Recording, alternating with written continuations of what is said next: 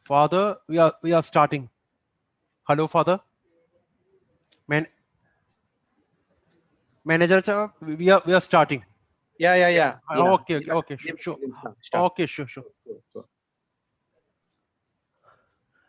Hello, Professor Levin. Hello. Yeah, we are starting. You're there? Please unmute. Please. Yes. Okay, sure. We are starting. Okay, it's almost 8:30. We are starting. Okay. Okay, sure. Okay, good morning, all. I am Deepak. I welcome all for the two-day international webinar on a beginner's introduction to writing history. I welcome everyone. So it's going to be today. Professor Levin is our resource person. It's going to be very. I hope it's going to be a very helpful session. Then be patient. So I invite our head of department, our chair, Professor Lisha KK, to conduct welcome speech. Please, Professor.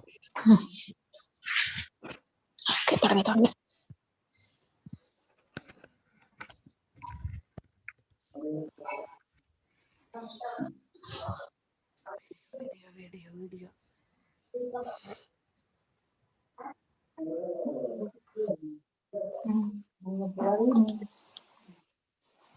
Good morning to all.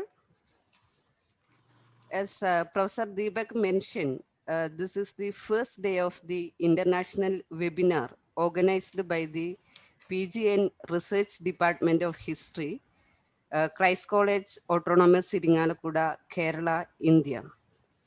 We are honored with the presence of our manager, Reverend Father Jacob Nirinyambelli, and our beloved principal, Reverend Dr. Jolie Andrews CMI, and our chief guest and keynote speaker, Dr.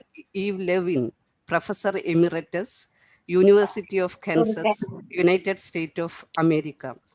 I find immense pleasure in welcoming all the chief guests of today, especially our manager, Reverend Father Jacob Nirinyambelli, our principal, Reverend Jolie Andrews CMI, and our chief guest and keynote speaker, Dr. Eve Levin. I also welcome all the participants of this program across India. We are really thankful to Dr. Eve Levin for taking the time out of her busy schedule to attend this webinar. Thank you.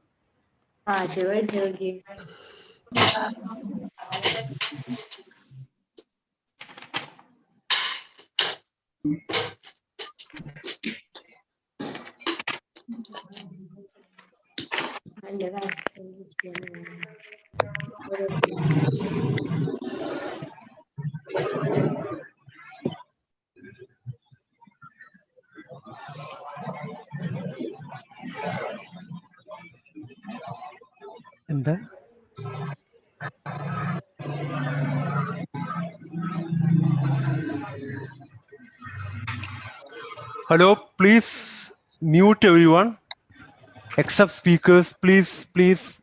There is noise here. Please mute. I request everyone to please mute. Hello, next I invite our manager, Reverend Father Jacob Nirinyambelli CMI for the presidential address. Please, Father. Hello, can you hear me? Yeah, yes, Father. Yes, Father. We can hear you. Dr. Eve Levin, Professor Emeritus, University of Kansas, USA. Reverend Father Dr. Jolie Andrews Maliekil, our beloved principal, Christ College, Ms. Lisha Department of History,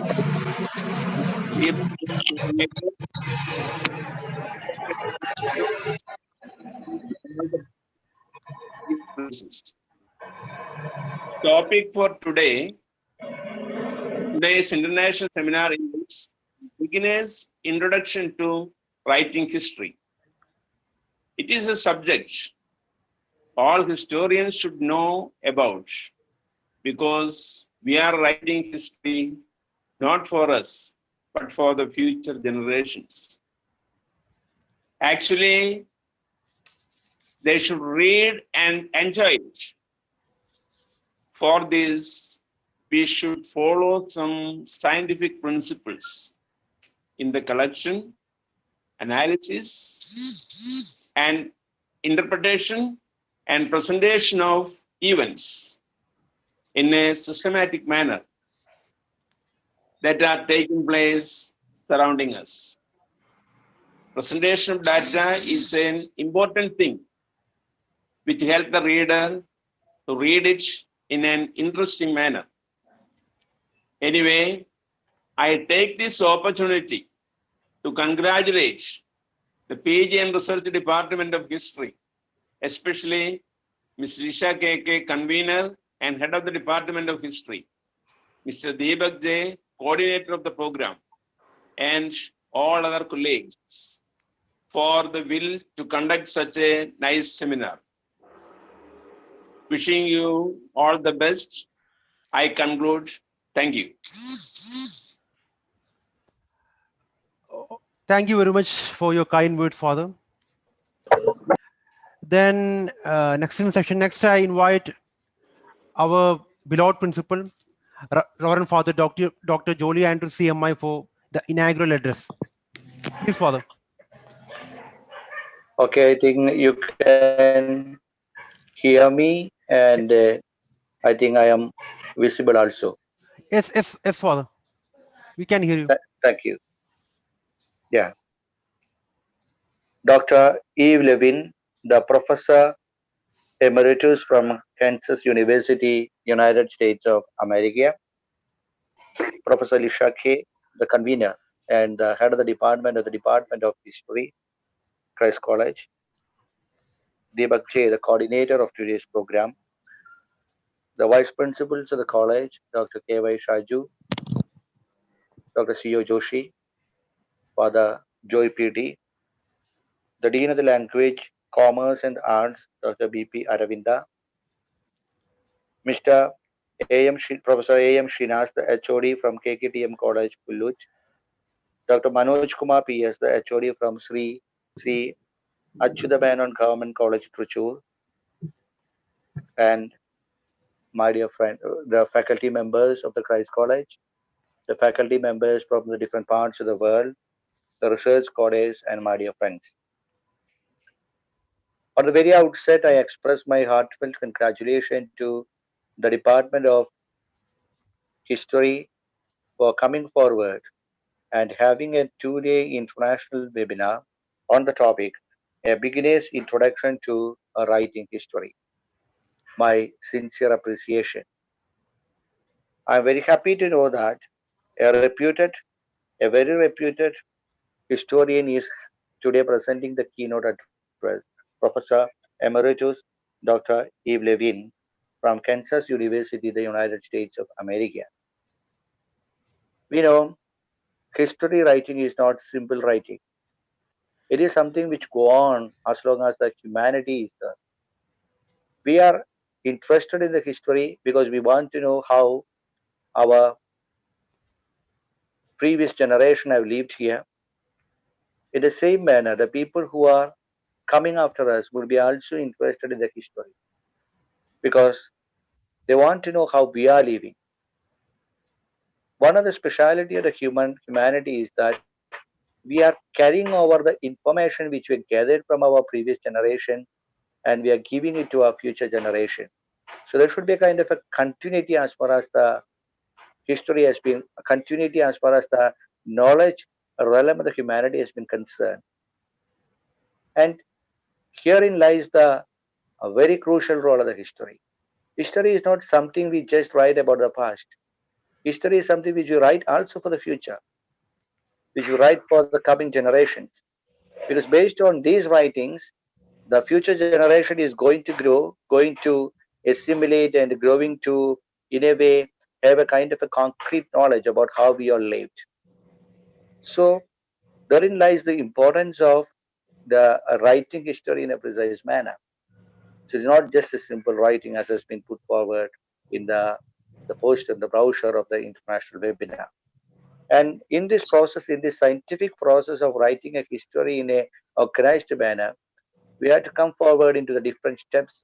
And we have got a very eminent resource persons here in this 2-day international webinar coming forward and offering their valuable insights into this very, very vital topic.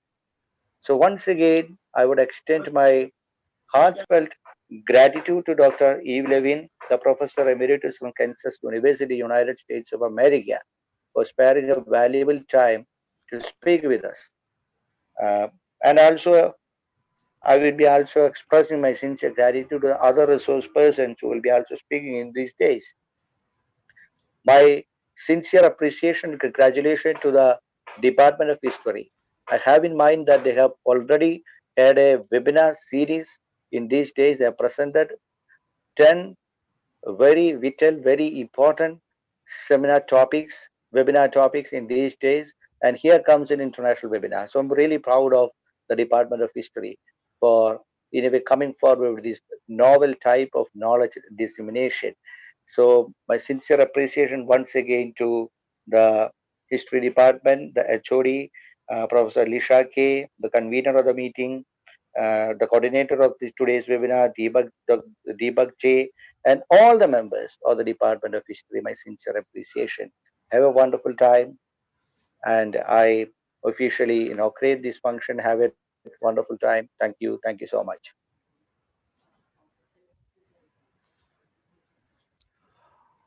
Thank you very much, Father, for your kind words and your engagement, promotion, all. Next is going to be our main thing, the keynote address by our today's resource person, Professor Dr. Eve Levin, University of Kansas.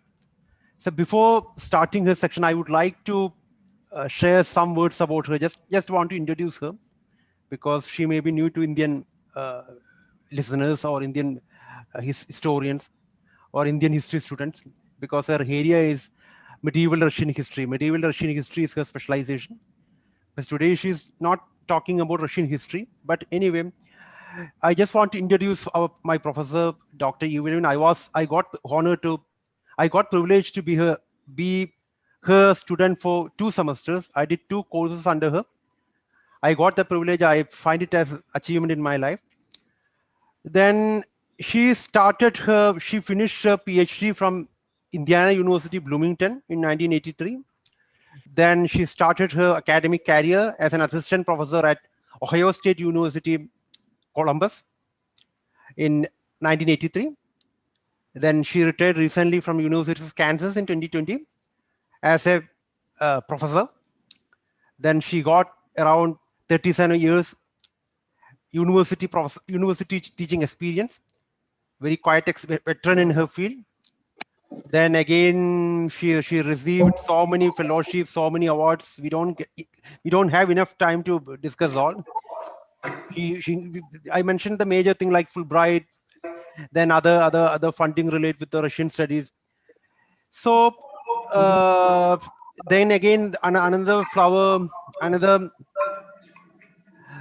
feather on her crown is like she's the editor of Russian Review, now editor emeritus of the Russian Review. It's a very like well-known journal in Russian history. Then it's publishing from University of Kansas. So it's very brief introduction about our resource person, Professor Eve Levin. She was my professor. Then I respect her. I learned a lot from her. And I don't waste others' time much. So I invite Professor Eve Levin to conduct her lecture. Then today she's talking on, she's going to lecture on how to write a professional quality history paper. That's today's topic. How to write a professional quality history paper. Around one hour, she's going to discuss about this thing because I think it's very relevant for the both history professors and or history scholars or the budding history scholars. I mean the undergrad students and other postgraduate students. So So I invite Professor Levin to have her lecture. Then floor is open for Professor Levin. Please, Professor Levin. Thank you very much, Deepak. As Mr. Deepak told you, he was my student, and it is a point of particular pride for me that I am able to participate in this webinar, which he has helped to organize. I'm very grateful to Christ College for the invitation, for organizing the webinar on this topic, to Ms. Leisha, to Father Jacob, to Dr. Jolly for their very kind words of introduction. So I would like to say that this is, for me, a very special occasion to be able to share with you the experience I have gained over the decades on how to write a professional quality history paper. This paper is an outgrowth of my experiences working with students, both undergraduate students and graduate students, and also working with authors who have contributed their articles to the Russian Review for consideration for publication. Now I'm going to try to share my screen and hope that this will work. Deepak, are you standing by to help me if necessary? Yeah, sure. I'll be here. It says host disabled participant screen sharing. Can you let me do this? Okay, sure.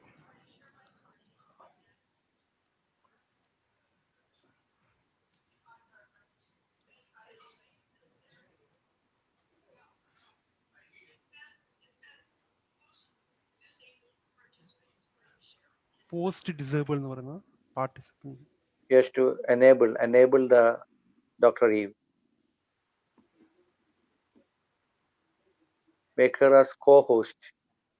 Then she'll be able to make her co-host. Professor Levin, try, please try. All right. Yeah, now it works. Now, what do you see on the screen? Do you see the PowerPoint?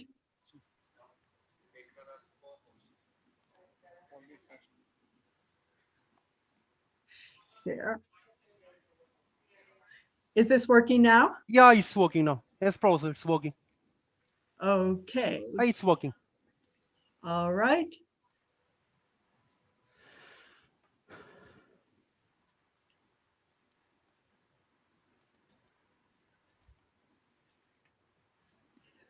All right. So my topic is how to write a professional quality history paper.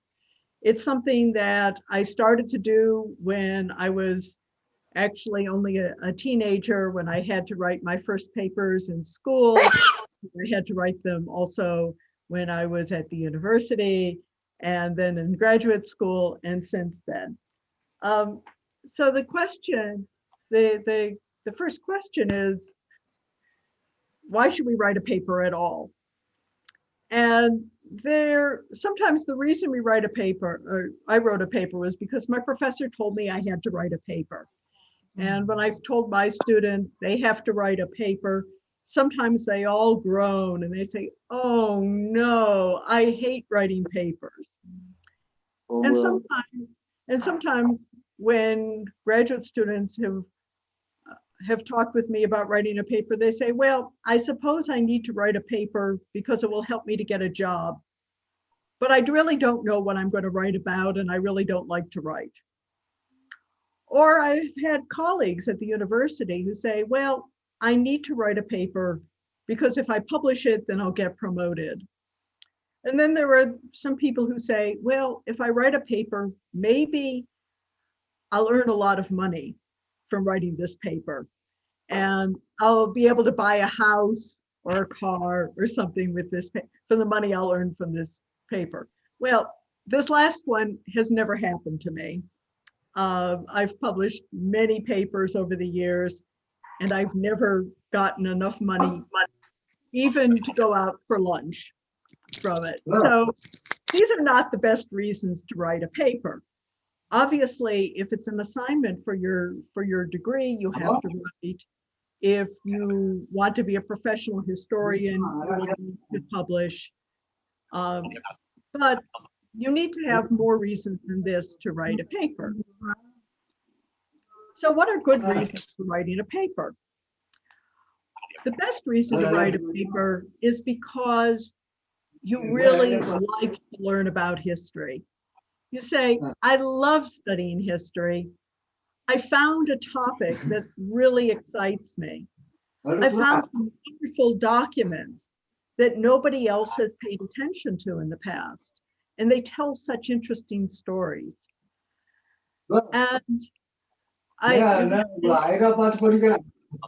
and you can say, I have something important that I want to say about this topic. Or you can think, I want to educate other people about the past.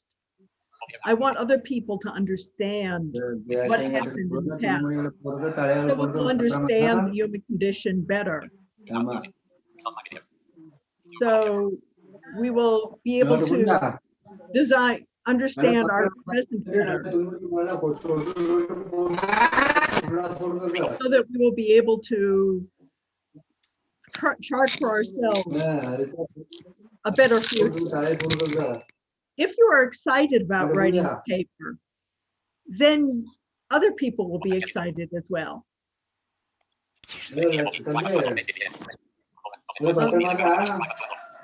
Deepak, is it possible to mute all the? Yeah.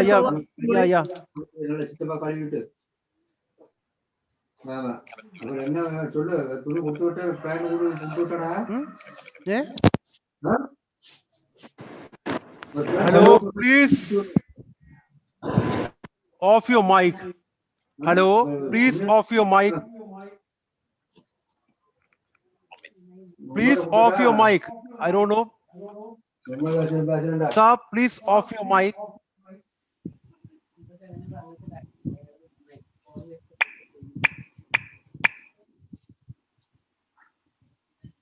Okay. I think this is a little bit better. So, what are the characteristics of a professional quality history paper? അത് നമ്മുടെ ഈ ഗ്രീവാൻസിന്റെ തന്നെ ആൾക്കാരെയാണ് ആക്കിയിരുന്നത്.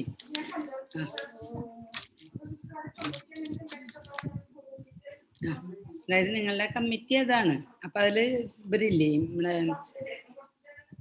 ഗസ്റ്റുകളില്ലേ, പോയവര് അവരെ മാറ്റിയല്ലോ, ഞാൻ വെട്ടിക്കൊടുത്തണ്ടായിരുന്നു. അതായത് മാറിയവരെ മാറ്റിക്കോട്ടെ. അതായത് നമ്മുടെ ശരിക്കുള്ള ഗ്രീവാൻസിലില്ലേ, അതിന്റെ സെയിം ആൾക്കാരാണ്. അപ്പൊ അത് വെട്ടിക്കൊടുത്തന്നെ ഓർമ്മ. ഹലോ പ്രൊഫസർ, അത് ആ ഒരു ഗ്രൂപ്പ് ഇതുപോലെ വനിതാ ശിശുക്ഷേമ രണ്ടാണ്. അപ്പൊ അതിന് രണ്ടിന്റെയും നിങ്ങൾ ഒരുപോലെ രണ്ട് കമ്മിറ്റി പുസ്തകം കീപ്പപ്പ് ചെയ്യുക. ഒരു മീറ്റിംഗ് കൂടുമ്പോ രണ്ടിനും പരിപാടി നടത്താം. അങ്ങനെ ചെയ്തിട്ടുണ്ട്. ആരാണ് വിളിച്ചത്? ഗ്രീവാൻസ് ഇപ്പൊ അങ്ങനെ എൻ്റെ അടുത്ത് ഗ്രീവാൻസ് വന്നിട്ടുള്ളത് ഞാൻ അത് ആൾക്കാരോട് പറയുന്നുണ്ട്. അതായത് ഗ്രീവാൻസ് എഴുതി വരുന്നില്ല, പക്ഷെ എനിക്ക് മനസ്സിലായിട്ട് ഞാൻ ചെയ്യുന്നുണ്ട്. Hello professor, please make me host. Hello hello.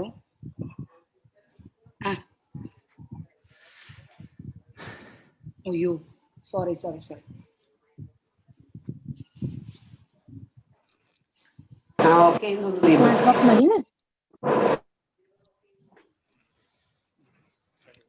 Hello, Professor. You can proceed. Hello. You can proceed.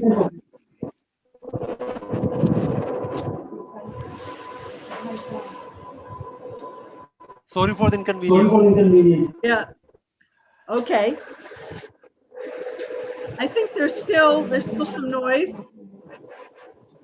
Yeah, it's okay.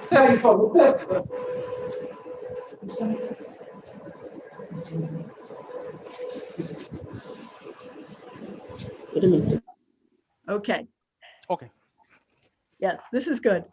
So, what are the characteristics of a professional quality history paper?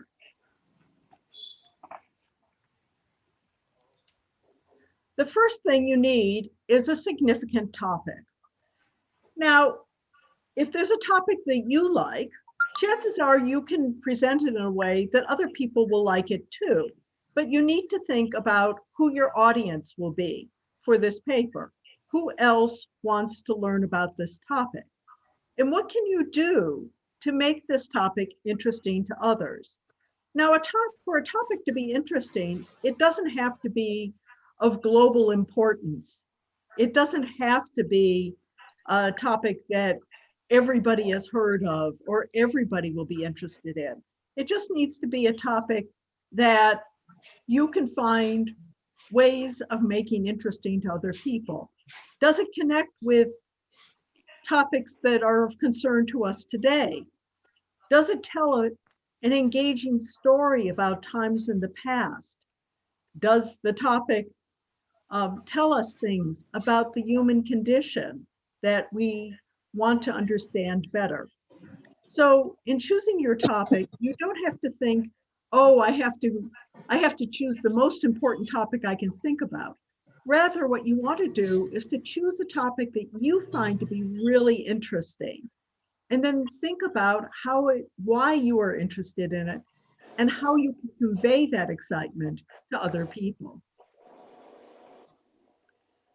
Now, the second thing you have to have for a professional quality history paper is you have to have something original to contribute on that topic. If all you will say is what other people have already said, other historians have said in the past that they have already published in their papers, then you won't be saying something that's very new. It won't be as interesting. It won't be as memorable. So you have to think to yourself, what can I say that nobody else has ever said on this topic before? Now, what you might have to say on the topic, you might think, well, how do I know that nobody has ever said that before? And how do I know that this is something that's really important? One of the things about the humanities is that your insights are original to you, and you should not doubt your ability to be able to come up with ideas and insights into the past that nobody else has ever thought of before. And you should not doubt your ability. I have often found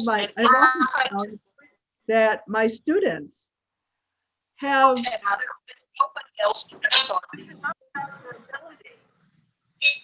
I've often found that my students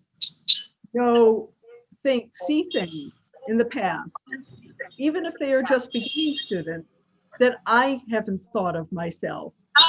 No other scholar has thought of, even though they've studied this topic for many years. So what you want to think about is what you can say about a topic. Can you confirm things that other scholars, other historians have talked about in the past? Maybe they've talked about this topic, but not this time or this place. Maybe they've talked about this time and this place, but they haven't talked about this topic. So you will want to think about how your work confirms what other historians have already written. But you also want to talk about how what you will write will expand upon what other scholars have found already. How can you increase knowledge of history? How can you increase understanding? How can you increase insights into the lives and experiences and the mental universes of people in the past? So think about what you're going to contribute that's new. In addition, you want to think about the conclusions other scholars have drawn about this topic in the past. Will you refine their conclusions? Will you make their conclusions more precise, more nuanced? Will you make them broader? Will you make them more specific? And then you also want to consider whether you might correct errors that other scholars have made. Have they misunderstood events in the past? they misunderstood their significance. They're important. And you want to think about how you can do that. Although when you are refuting another scholar's work, you always want to do this with great respect, because you want scholars in the future to respect your work, to take your work seriously, even if you might maybe say some things that upon later research prove not to be completely correct. That certainly happened to me, and it's nothing to be embarrassed about. Professional quality paper always has a thesis statement and an argument. So what is the thesis? What is the thesis statement? What is the argument? The writing of history is more than just a list of facts, although of course, history has to be based on factual evidence and not just on what people imagine the past to be, what they would like the past to be. So what your thesis what you need to do is to state what the central topic is of the story.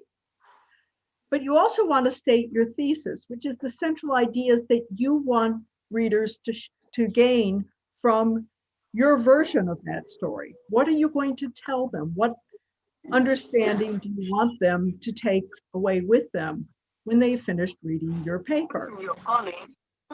And then you need to substantiate those ideas with evidence from the sources.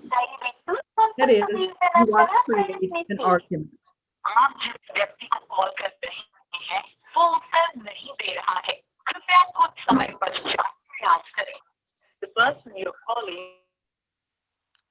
So, in order to talk about what other scholars have written, in order to understand what's new and different about your own paper, what you are going to be bringing to the fore in your work, you also need to know what other scholars have written. So part of what you will do in your professional quality paper is to connect with the historiography. What historiography is just what other scholars have written about the history in the past. Your idea is that you want to join in this conversation. Hold on, sir. Okay. No, sir. So, what you want to do in joining in this conversation is to get other scholars interested in your findings. And you're going to be able to get them interested to join in this conversation and earn their respect by showing respect to their work. So one of the things you always want to do in your paper is you want to credit other scholars for the work that they have done. And you also want them through this to show that you are deserving of their respect as well. Now, in order to write about the past, we need to have evidence. And for evidence, we need to have sources. The best sources are those that are what we call primary sources, those that were written at the time or around the time. But the problem, of course, is where are we going to find them? And at this point, it's particularly difficult since in so many parts of the world, there are restrictions on travel and institutions are closed. But you need to think about where you're going to find your sources. There are all sorts of different things that can be sources. And now it's possible to find sources that are scanned and available digitally through the web, that there are archives of posted sources. There are published volumes of sources. Some of those are also available electronically now. So you can find sources for your papers even under the current circumstances. But you need to think about the kinds of sources you will be able to find. And of course, you need to keep in mind that even the best sources are always written with a particular bias. There's nothing wrong to say that they are written with a bias, even if the authors were trying to be very objective. because we all have perspectives, we all have reasons that we write things the way we do. And it's a job of historians to pay attention to the kinds of sources that they have, the kinds of limitations, the kinds of perspectives that they bring. And it's also good to think that for historians, just about anything can be a source. It doesn't have to be a document that was written for the purpose of preserving history. It can be a note, it can be a letter, it can be an inscription on a block of stone, it can be a label from a package, it can be an object. So it can be a recording of music. There are all sorts of different kinds of sources. For historians, anything that was produced in the past can be a source about the past. And for historians, all of these sources are good. Now, one of the things you have to do in a professional paper is that you need to have complete and accurate citations to your work. There are different ways of providing these citations.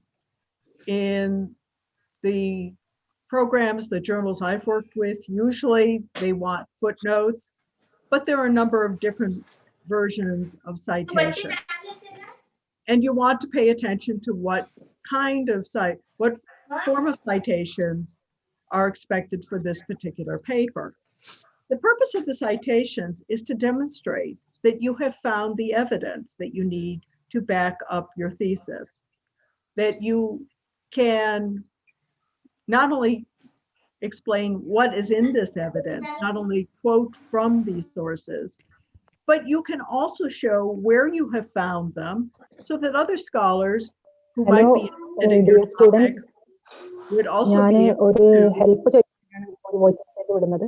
അതായത് നമ്മുടെ senior ബാച്ചിലെ 2 കുട്ടികൾക്ക് സ്ക്രൈബിന്റെ also ആവശ്യമുണ്ട്. be able to follow your research. Hello, Professor. Hello. Hello, you can hear me, Professor? Yes, I can hear you. Somebody else. You please mute. No, you can mute the. Yes. Yeah, sure. Okay. Yeah. So, how long should a professional quality history paper be? Well, professional quality history papers can be of very different length. Some articles I've written have been only a few pages, 5 pages or 6 pages. Some of them have been 50 pages. You need to think about what length you're going to need for this particular paper. If you're in a course, your professor will tell you how long a paper should be. If you are going to submit an article to a journal, the journal will tell you what the limits are. If you're going to submit a paper for a conference, they will tell you what the length will be. And you have to choose your topic in part based on the length, because if you have a very broad topic for which you have a great deal of information and many insights, you don't want to choose that topic for a very short paper because you won't be able to do justice to it. And also, as you were writing this paper, you're going to have to expect to adjust the length. So many times when I've started a paper, I have an idea, I have sources, I think I know what I'm going to say about it. When I start writing, it turns out to be so much more than I have space for and for this purpose. And I then have to limit the topic somewhat in order to make a paper that's coherent of the right length. So those are some considerations about the basic characteristics of a professional quality paper. But then the question comes, how, once you've figured out what your topic is, what your thesis is going to be, what your sources are, what conversations in the profession you wish to join, how do you actually put it all together? And so many times I've had students and sometimes even colleagues come to me and say, I have all this information, I have all these ideas. Now I don't know how to start. Well, when I have a problem starting a paper, the first thing I do is I actually go back and I start looking at my material again. And then I take a break. I have a cup of tea. I have a snack, something chocolate for me always. And I hope to get some ideas then. But also when I've been a teacher, I have wanted to tell students more concretely about some ideas about how to start. Now, I am going to provide here a template for writing a history paper, but I want to start by saying that you will find many, many fine history articles that are structured differently than this template. That's okay. If when you're writing your paper, it just flows out of you, you have so many ideas, you want to get them all down, that's all, and it comes out different than this template, that's all right. This is a template for you to use when you don't know how to start. So I'm going to give you an idea of a way to structure your paper. Now, every paper needs to have an introduction. Now, you don't necessarily have to write the introduction the very first thing. Sometimes when I'm writing a paper, I'll start with the body of the paper and putting down the evidence, straightening out the ideas, presenting my thesis, creating the argument, and then I'll go back and I'll write the introduction later. That's pretty easy to do, especially now that we have computers and we can go back and plug things in at the beginning. But every paper needs to have an introduction. And there are these 5 things that every introduction ought to have in some measure. First, in the introduction, you want to tell the readers what is the topic of this paper. Yes, the paper will have a title. It might even have an abstract, but even so, you want to tell readers near the beginning of your paper in the introduction, this is the topic of my paper. Second, you want to tell readers in the introduction, this is my thesis. This is what I have to say about this topic that's new, that's different, that is in my voice. These are the things I want you to understand from this paper. These are the big ideas that I'm going to be presenting in this paper.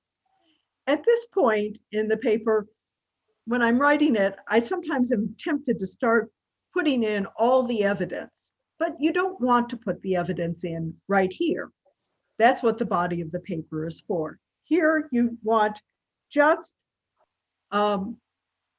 maybe a paragraph or 2 paragraphs, maybe even less, where you tell the main ideas that you are going to be presenting in this paper. Also in the introduction, you want to explain why this topic is significant. What is the reason that other people should be interested in this topic? In doing this, you want to lay out 1 or 2 or maybe even 3 areas of the study of the past that are interesting, that connect with this topic. So if you were like me writing a paper, like my very first published article, which was on the status of women in medieval Novgorod, a city in North Russia, I was talking about how women's history, the study of women in the past, is significant for understanding societies as a whole. And I was talking also about how the study of the city of Novgorod was important for understanding the history of Russia. So you will want to present reasons for why this particular study is worth doing, not only for you, but for the people who will be reading. Now, this would tie in to the context in the historiography, into the historical writings and the theoretical writings of other scholars. In order to cover this, you'll probably want to think in terms of 2 to 4 paragraphs where you talk about the most important questions that scholars in the past have raised concerning this topic. Now, one of the things that you you will sometimes see in articles, particularly in social science articles, is you will see what they will call a literature review, which is sort of a long section where you talk about what all these other scholars have done in the past and written on anything related to this topic. That's usually more than you need in a professional quality history paper, because the focus of this paper is on what you are going to contribute that's new, that's different, that's original to you, and not just summarizing what everyone else has written. So in the historiographical and theoretical section of the introduction, you want to talk about how you will confirm what other scholars have found, how it will expand what they have found, how it will refine what they have found, or how it will maybe even refute some of the things that they have found in the past. You will want to connect with a selection of the historical literature, not everything that's been written. What I tell my students and what I tell authors who contribute articles to my journal is that you want to think about choosing perhaps 2 to 6 important works on the topic that you have found to be really formative in what you have to say. You want to choose the best work on the subject, in your opinion, maybe the best known work on the subject, which might not necessarily be the best work. And you also want to make reference to the most recent publication on the subject. There may be 1 or 2 more works that you want to talk about, but you don't necessarily, and you probably don't want to just review everything that's been published. You also want to, in this historiographical section, to really focus on the ideas in these works that connect with what you are talking about. And of course, you want to be very careful to explain other scholars' works very, very accurately. You don't want in any way to misconstrue what they had to say, to get what they said wrong. And then in the introduction, you need to talk about the primary sources that are the base for your study. Here you don't want to discuss them in detail, but to let readers know what complications there might be with these sources. Are they difficult to understand? Is the language very, very complicated? Are they written with a bias? Do they tend to lack particular kinds of information? Those are the sorts of things that you want to talk about in the introduction.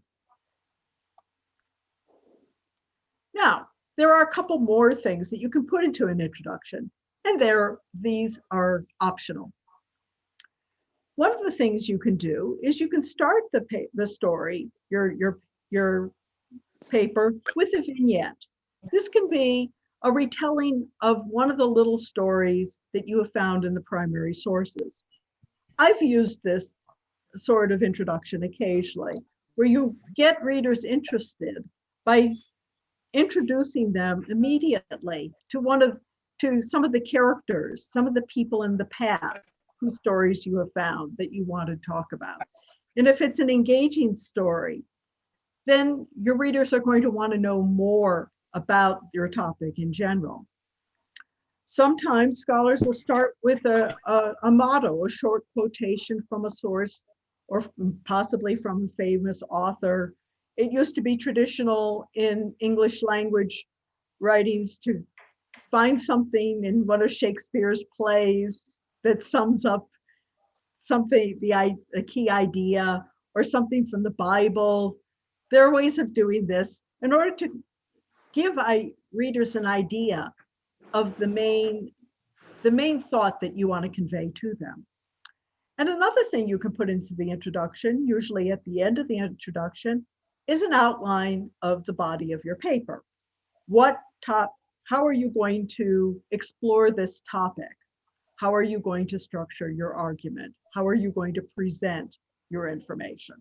So these are all things that go into the introduction. The introduction as a whole, however, is usually not all that long. I tell my students about 1,000 words or less is what you want for the introduction of your paper. You don't want the introduction of your paper to take up half the length of the entire paper. Now, after the introduction, one of the things that you sometimes need to do is to provide your readers with some historical background. What is the larger history that they need to know in order to understand your story? Well, that depends on what the audience is. If I was writing a story about the women of medieval Novgorod for a Russian language audience, as I was, then they don't need to be told the basic contours of Russian history. They didn't need to be told why Novgorod was important or where it was. But when I wanted to tell something about the same story to an English speaking audience, to an American audience, I needed to fill them in on some of this larger history. So this is a section that you would put into your paper.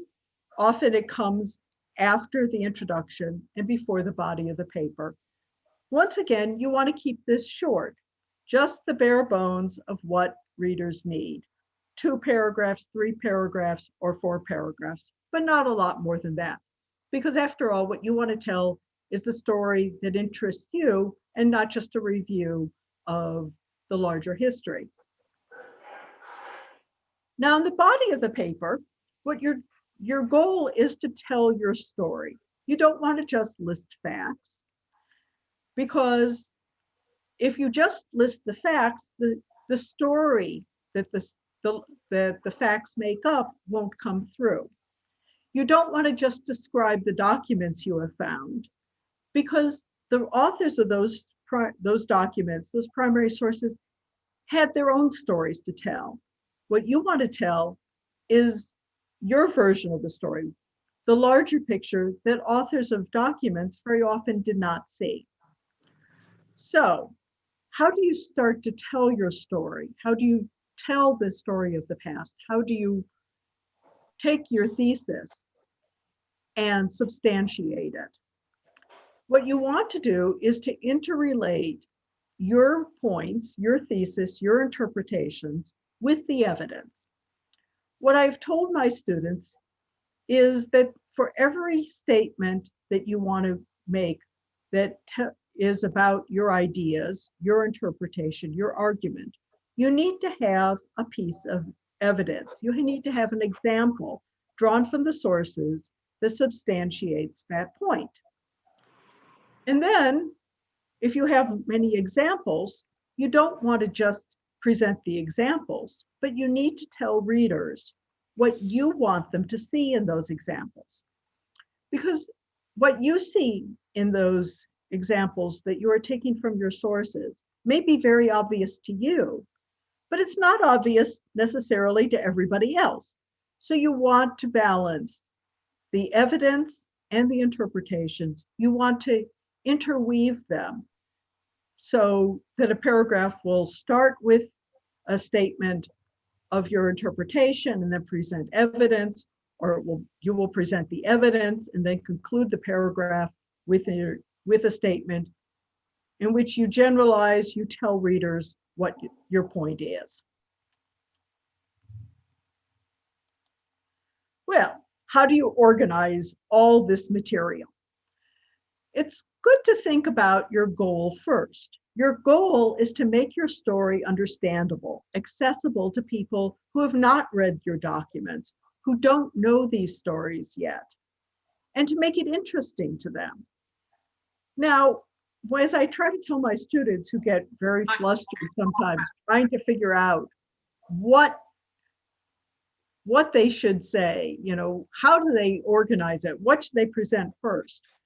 I say, there's more than one good way to organize the material. So it's not a bad idea at all to experiment with different types of organization. Back when I started as a student, and even when I was a graduate student, this was before computers. Computers were big machines that took up many rooms in basements of buildings, and only physicists used them. There were no laptop computers, there were no personal computers yet. And when we had to write everything, we wrote it on typewriters or by hand. And under those circumstances, it was quite difficult to try to reorganize material, to experiment with different organizations. With computers, it's much easier because you can try organizing the material one way and then try organizing it another way by moving material around. And then if you don't like it, you can move it back. Another thing that I think is good to think about are the storytelling techniques that you've learned possibly from reading literature, or maybe you remember, as I do, my mommy, my daddy telling me stories when I was a child, and me wanting to say, well, what happened next, Daddy? And then what happened? Or what did she think about this? So think about those techniques. Not that you will use that language exactly, but think about how it was that you became interested, that you become interested in stories, and try to replicate those techniques to make sure that your readers are going to understand it, a clear organization, a certain amount of symmetry in the structure. These are all good things for trying to make a paper more interesting and easier to follow. Now, in terms of the body of the paper, there are many ways to organize it. I'm going to present 3 possibilities because these are ways of organizing a history paper that you can consider using if you don't have an original idea of your own about what to do. One way to do it is to present a series of case studies, a series of incidents for which you have a fair amount of material, and you could present each one in turn. Now, you can't present too many case studies, or your readers are going to say, get lost. They're going to say, how many cases are there? But you can present 2 cases, 3 cases, 4 cases, maybe even 5 or more if it's a longer paper. The advantage of presenting things as case studies is that your readers are really going to see the stories of real people in the past and get to know who these people were and what their lives were like and what issues they were facing and how they dealt with them and how they thought. And those kinds of stories are very engaging. The difficulty with case studies, though, is you need to make sure that you present your ideas as well. What are the main important ideas that you are going to want your readers to take from all of these case studies together? So if you're going to organize your paper around case studies, you need to have in your introduction a very clear statement of your thesis, your major points, and along the way, maybe at the end of each case study, presenting a summation of how this case study illustrates the points in your thesis. Then you will need a conclusion in which you sum up the case study.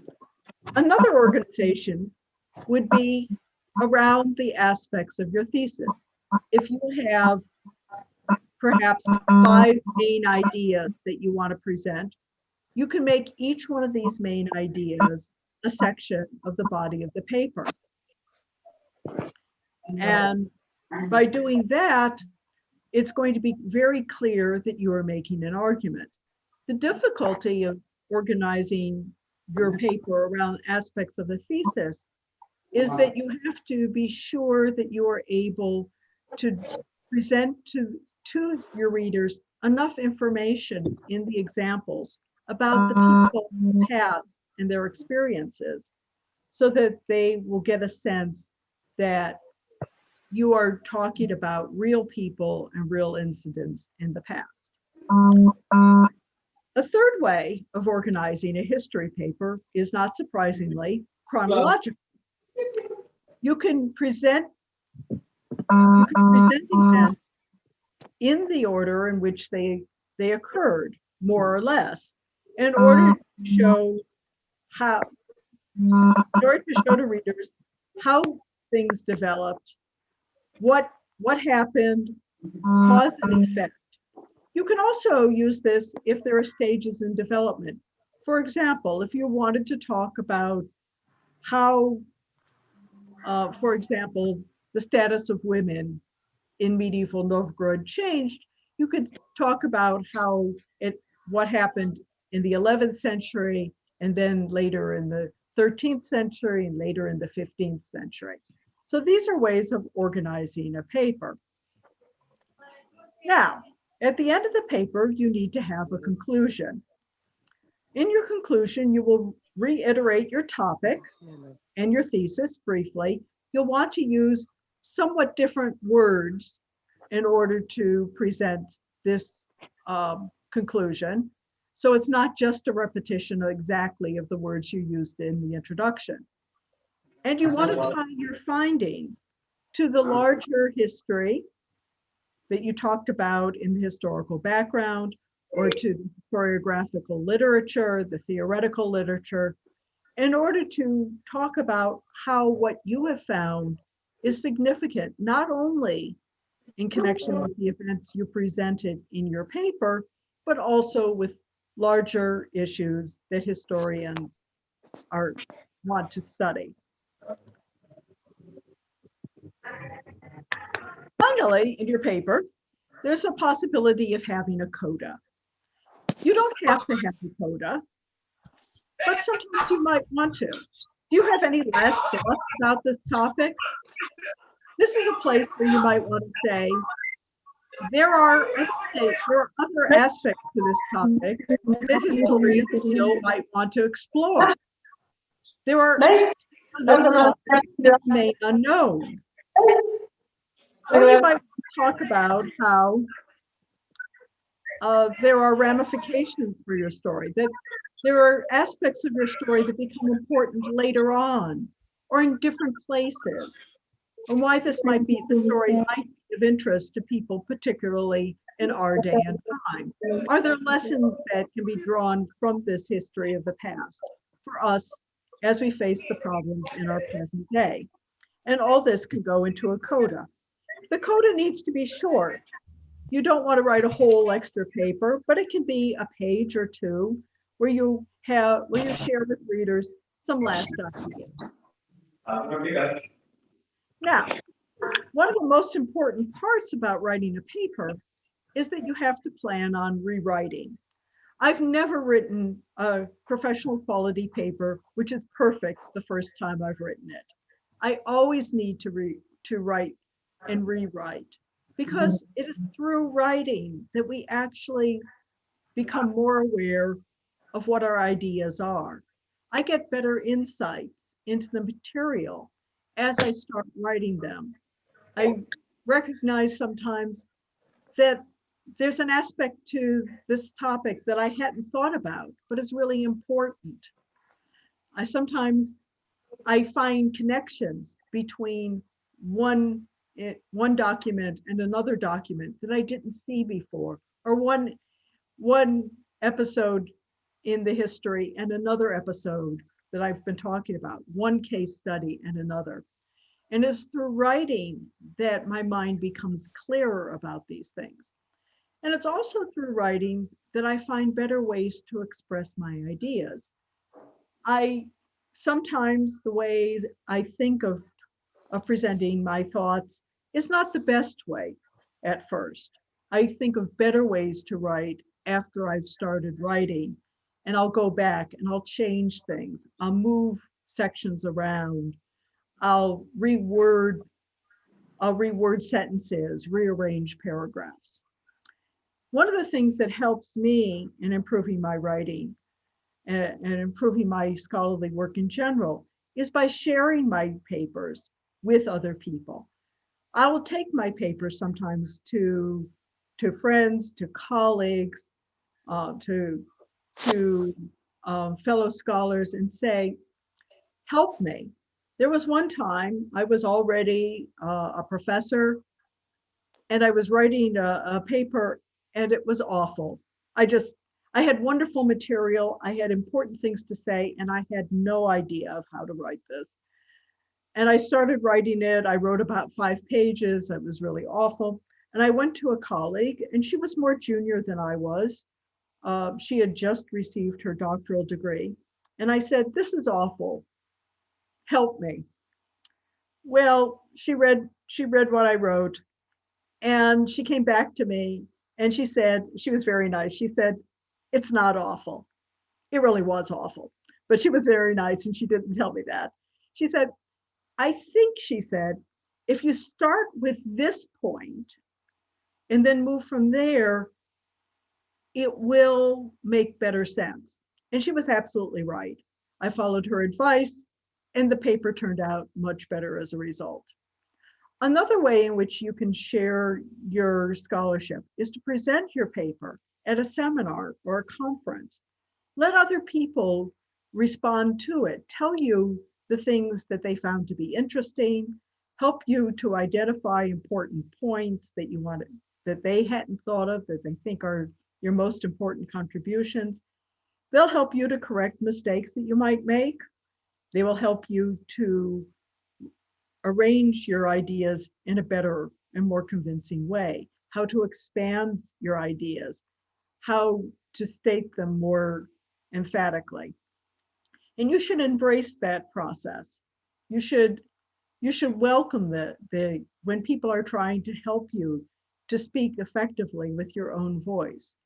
As the editor of a journal, that has been something I've done a great deal of. I have helped authors who've submitted their articles to turn their first papers into something of lasting worth by helping them to take advantage of the input of the professional scholars who we asked to provide critiques, to give them advice on how to expand their papers or reorganize them or refine them to make them better. So I recommend that you see this rewriting and this process of critiquing as part of helping you to be your best self as a scholar. And now I think that I should open the floor for questions.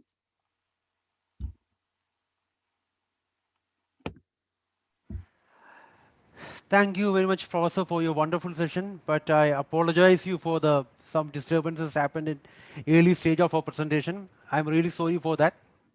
But it happens. Sometime it happens. But some people are coming during the lecture, then they forget to switch off the mic. So I am apologizing you again and again and again.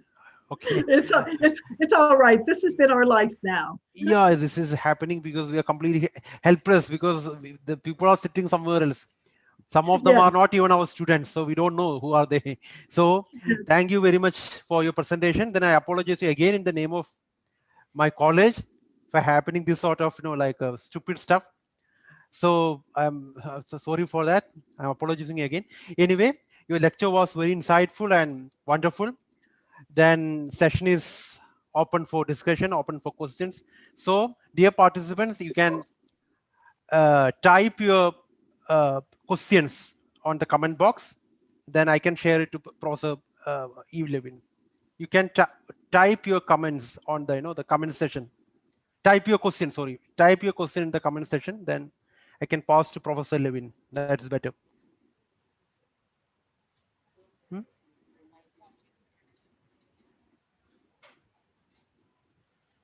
So, or you can unmute your mic and ask question directly to Professor. Up to you. Either you can type or you can unmute your mic, then ask directly your question.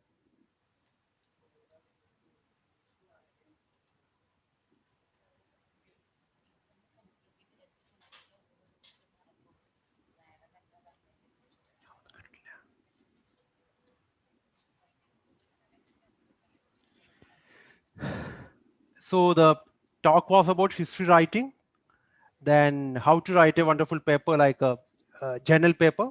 Our session was about it. So I think everyone got the point. So now there is, Professor, there is one question, then I can read it loud. This question from Suraj. He is a postgraduate student, recently joined postgraduate student. The question is that, Madam, how could we balance both scientific and humanistic aspects in our writings? Well, I think that there isn't one easy solution for this. Obviously, the scientific aspect is that history is based on facts, it's based on evidence. And you need to have that evidence, and you need to be open to following the evidence where it leads, even if it may take you someplace where you were not expecting. When I began my dissertation research, I when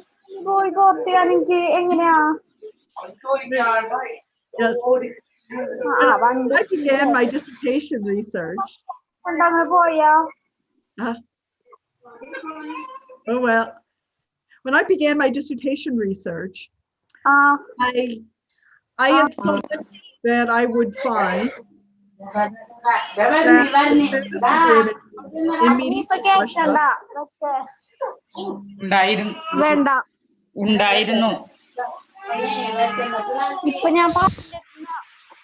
Hello, Professor, you can mute from your side.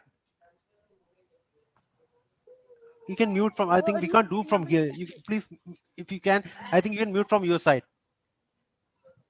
Yeah. So it's okay. Yeah, so the question is, how do you balance the evidence, the scientific part of historical writing and the humanistic?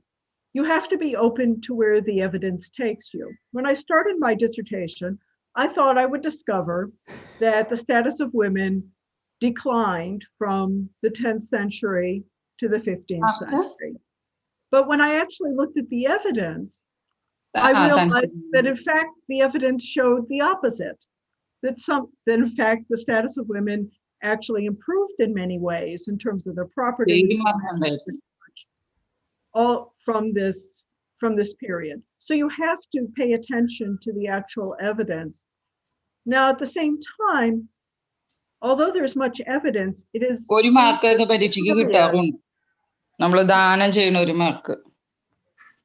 it is we as historians who are taking this evidence and weaving it into a story. And we have to be open to trying to make those leaps between the things that we can absolutely prove and the inferences that we can draw from the patterns we see in the evidence. Which is why when you're writing the history, you have to be willing to try to imagine what the world looks like from the point of view of the people who lived it. In some ways, we can never recover that world. We aren't other people and other times and other places. But the more you study, the more you learn about their world, then it becomes easier to see the world through their eyes and then to translate that world into what you write in a history paper. Thank you very much for your question, and Mr. Suraj, and answer properly. Mr. Suraj, I think you are okay with answer. It's clear now. Any next question, like either you can ask directly or you can message as Suraj did. Please. Professor, can you hear me? Yes. Professor, most of the time in historical writing, there was a question about the objectivity in history. Then how can we follow the objectivity in history?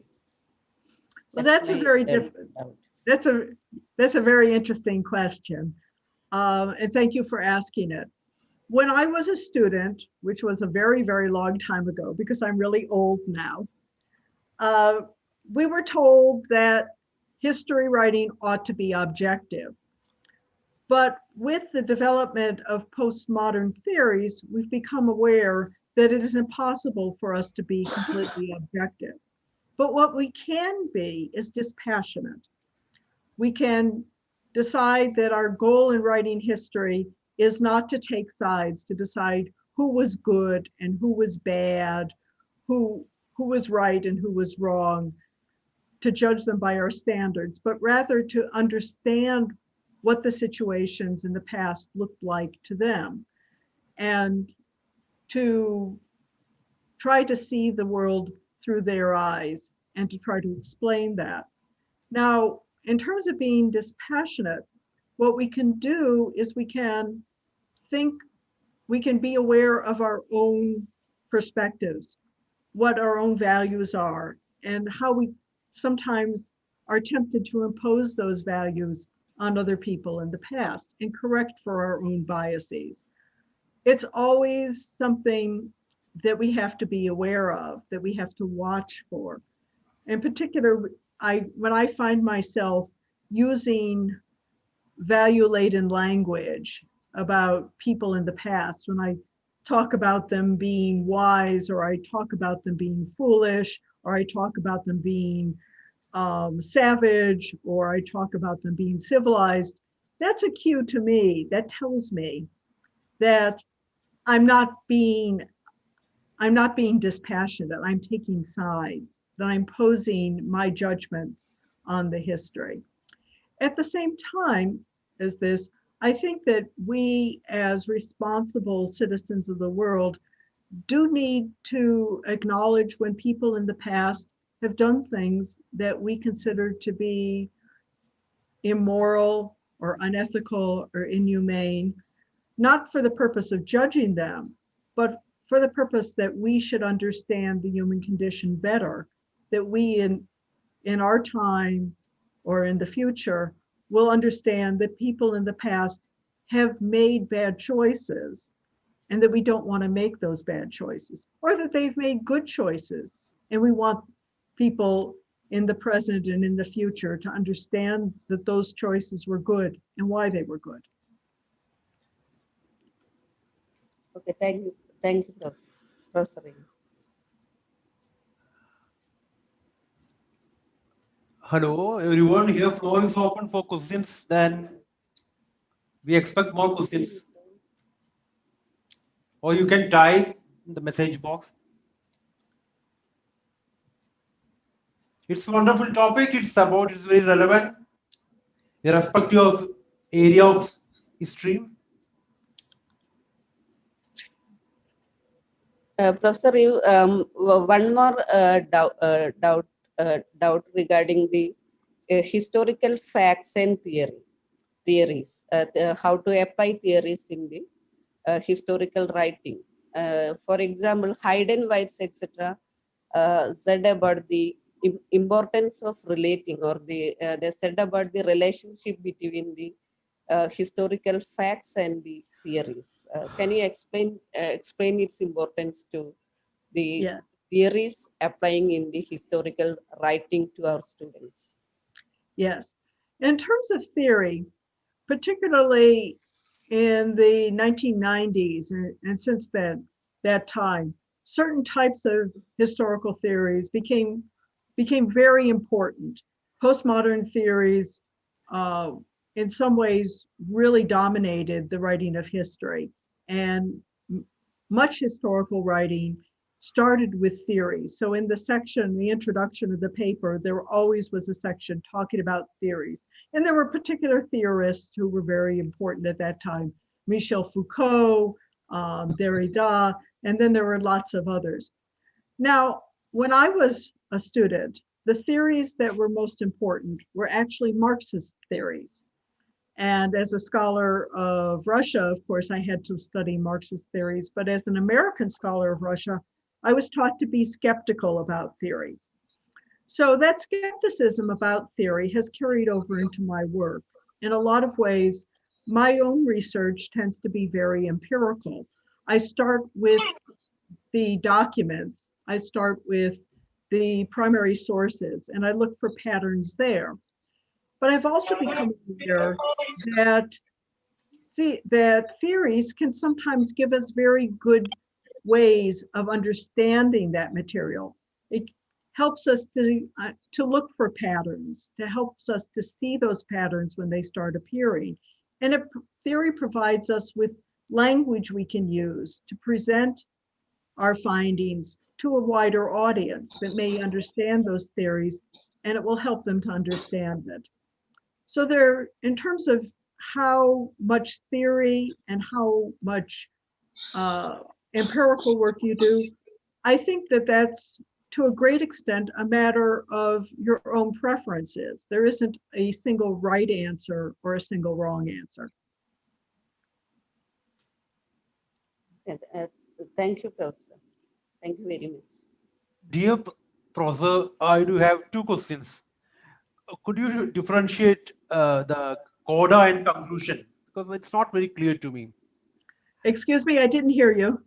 Could you differentiate coda and conclusion? Okay, the difference between the coda and the conclusion. Exactly. The conclusion is actually the summation of the topic and your thesis.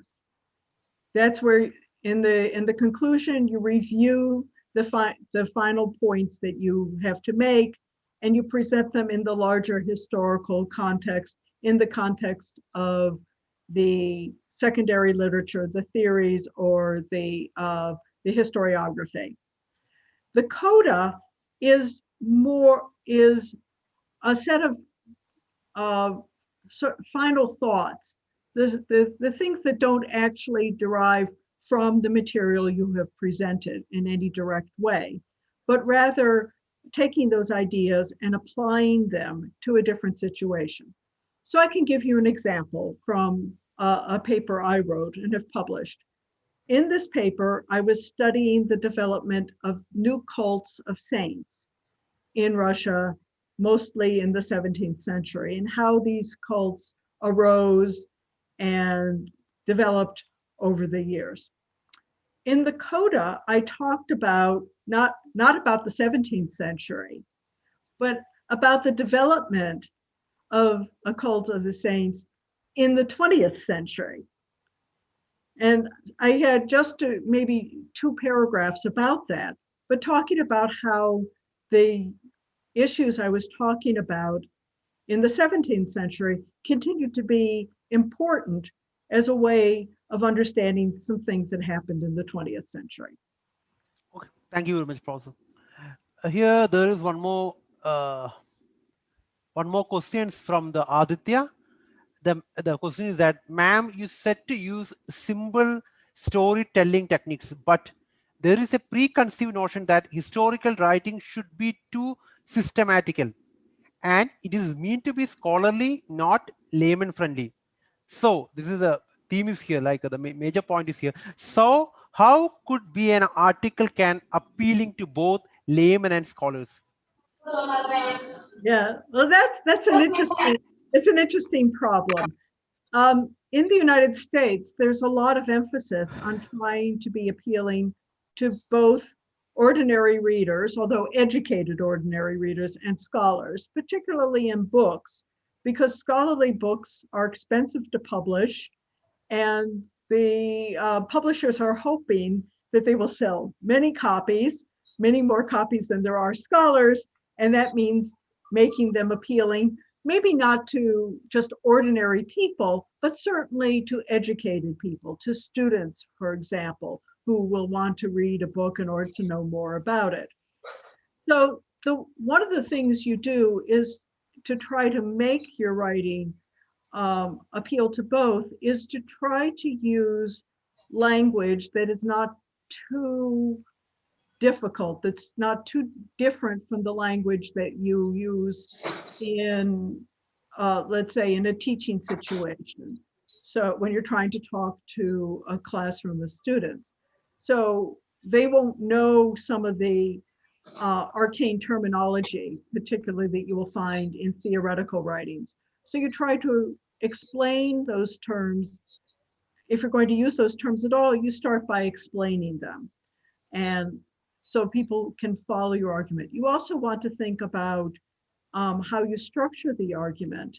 So if you can structure it in a way in which you present more complicated materials in a straightforward manner, stage by stage, that will make it easier for people to understand, even if they're not scholars.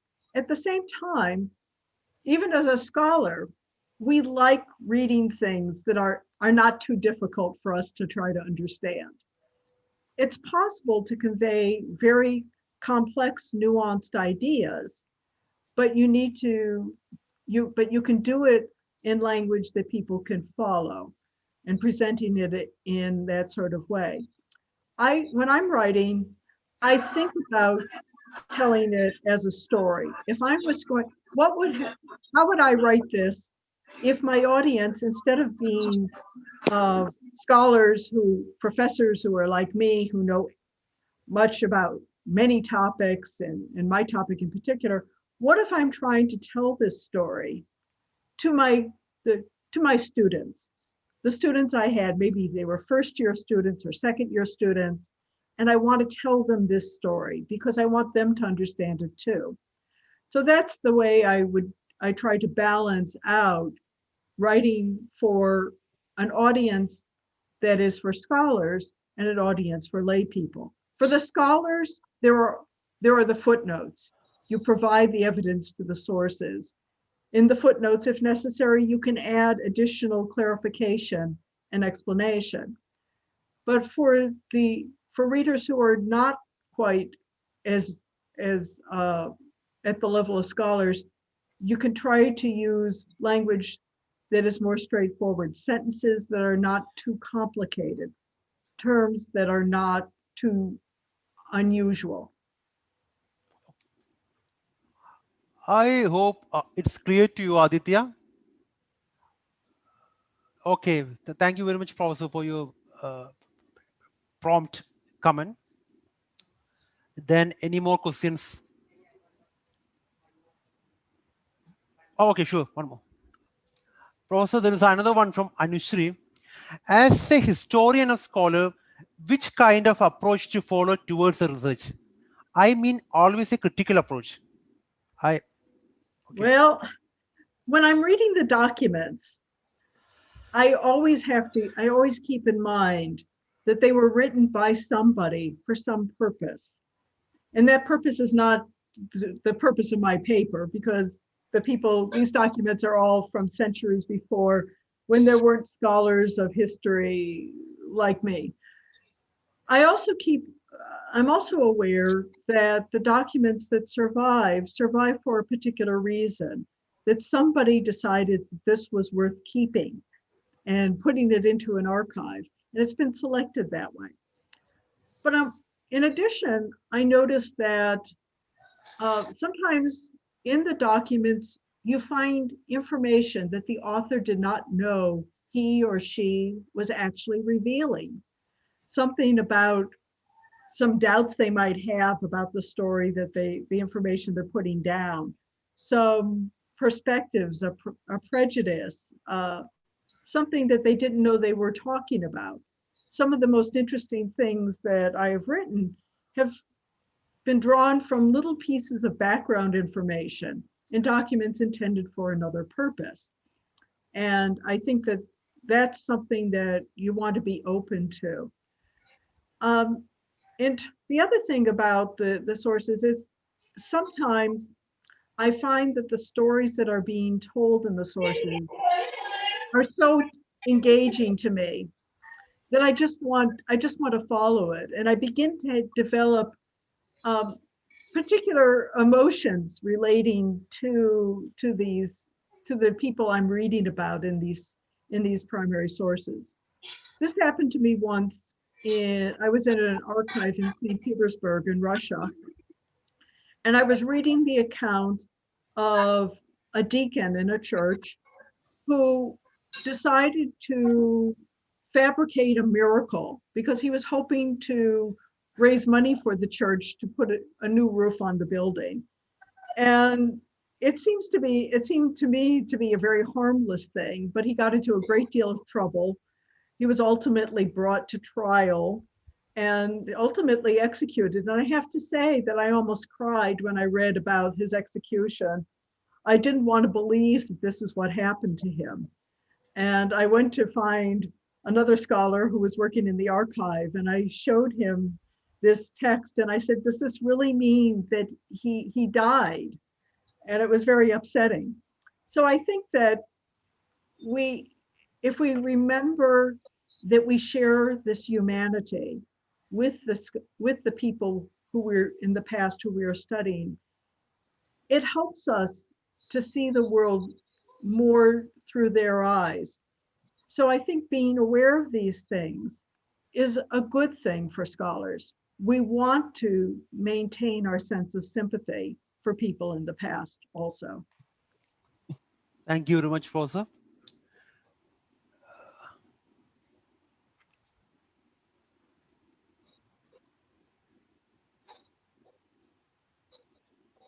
Any other questions you can ask directly? Unmute your mic, then you can ask directly, or you can type in the message box. There is space for 1 or 2 questions. So just remember, professors, she's from United States. It is late night here. Sorry, late night there. It's around 10:30 at night. It's kind of her sleeping time. It's around 10:30 night. So be quick, Not quite. ask. Yeah. So be quick. It's not morning. She's from United States. She's in United States now. It's pretty late there. It's 10:30 at night. So if you have any questions, dear participants, please ask as soon as possible. You can ask, or you can type in the message box.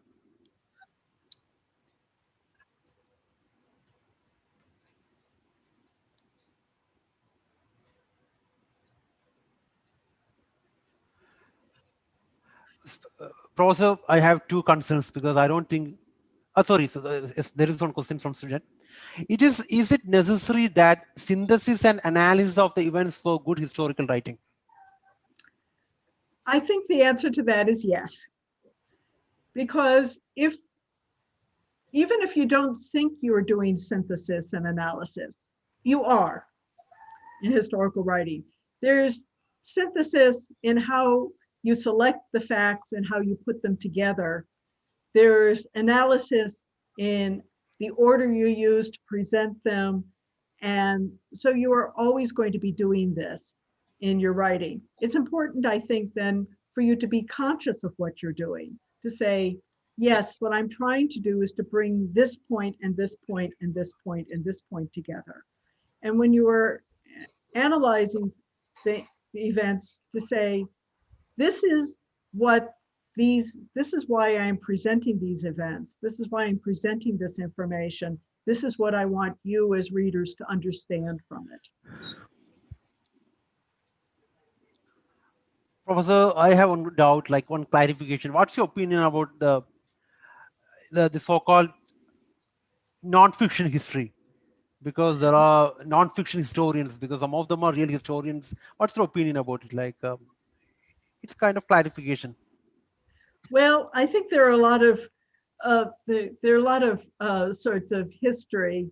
The line between what's factual history, what's authentic history, and what's fiction is actually not quite as absolute as I was taught when I was a student, because I think that there are forms of historical writing, particularly for non-specialist audiences, where they understand the history better if it's not presented with all the rigor that we would use as scholars, that they will understand the history better. They will get a better sense of the times if there might be, for example, the introduction of fictional dialogue into the presentation of the narrative. At the same time, however, we as scholars have to be careful about inventing things that for which there is no evidence. And we have to think about how ഇങ്ങനെ ചലിച്ചോണ്ടിരിക്കും അവളും അവളുടെ ഉമ്മയും how we പിന്നെ know. ഉണ്ടായിരുന്നു നമ്മുടെ എല്ലാരും കൂടെ ഇങ്ങനെ ചലിയോട് ചെല കൊറേ കാര്യം ഭയങ്കര ഒച്ചയില് പറയണത്. എന്നിട്ട് അവസാനം ടീച്ചർ സാർ കുറച്ചേരെ പറഞ്ഞു, എന്നിട്ടും കുറച്ചേരം പിന്നെ മിണ്ടാണ്ടിരുന്നു. കഴിഞ്ഞ് പിന്നെ കുറച്ചേരം മിണ്ടാ. അപ്പൊ ടീച്ചർ സാറ് മറ്റേ പുള്ളിക്കാരോട് പറഞ്ഞു, നിങ്ങള് മ്യൂട്ട് ചെയ്തോളാൻ പറഞ്ഞു professor. Mute.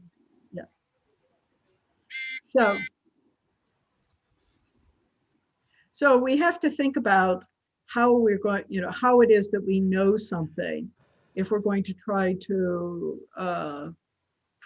if we're going to try to fill in the gaps we have in the historical record to try to create a coherent story.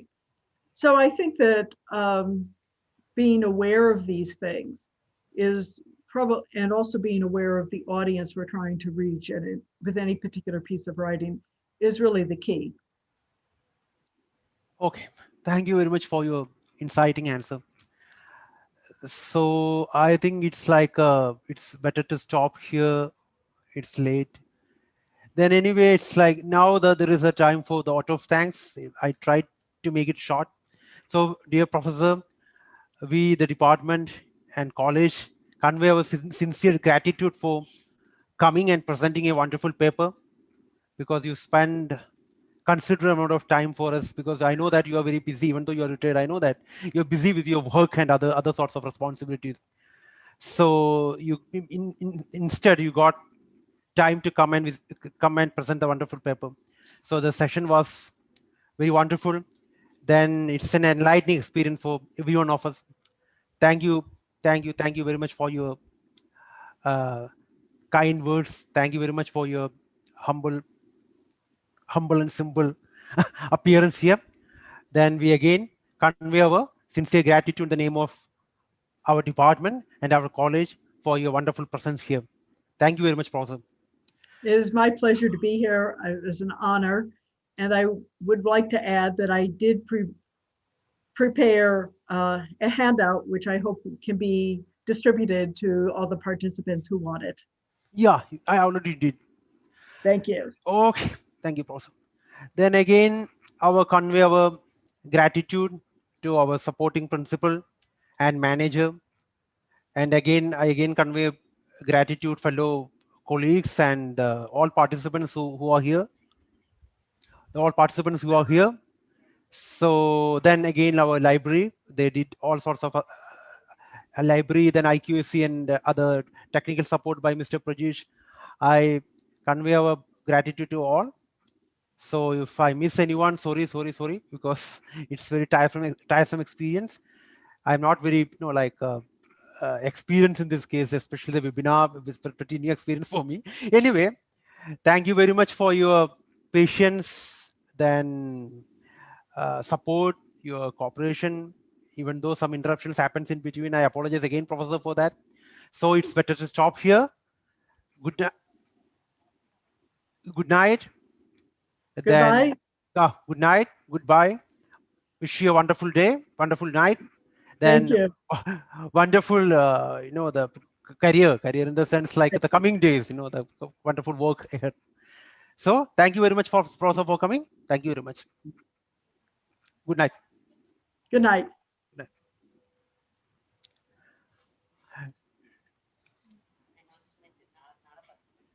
There is a small announcement for the participants. Tomorrow's session will be starting at 10, not 8:30. Tomorrow's session will be starting at 10, sharp 10, by Professor Shinas. Then never repeat the same thing again, like never unmute your mic during the session. there is lots of noises today, then never do it, because we struggle hard to bring people here, like they are doing their lecture, then you are making this noise, means that it's quite disrespecting for them. So she's very, like she's not at all comfortable. She's she got irritated, but somehow she stay back because she's experienced. Again, she was my professor, she know my helpless condition.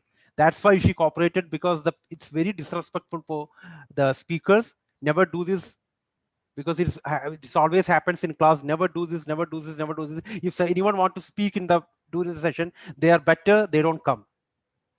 Just simple as that. Better they don't come. It's the last word. Better they don't come. Then they don't get any certificate. Okay, tomorrow I will block directly. There is no doubt. But today I did some mistakes. That's what people got chance to speak. Never repeat it again. So be cooperative, because just understand how hard for us to organize a session. It's not easy. Then we are bringing people from somewhere. We are bringing people from other parts of the world. Then the people like Professor Levin don't have to come here. So you have to cooperate.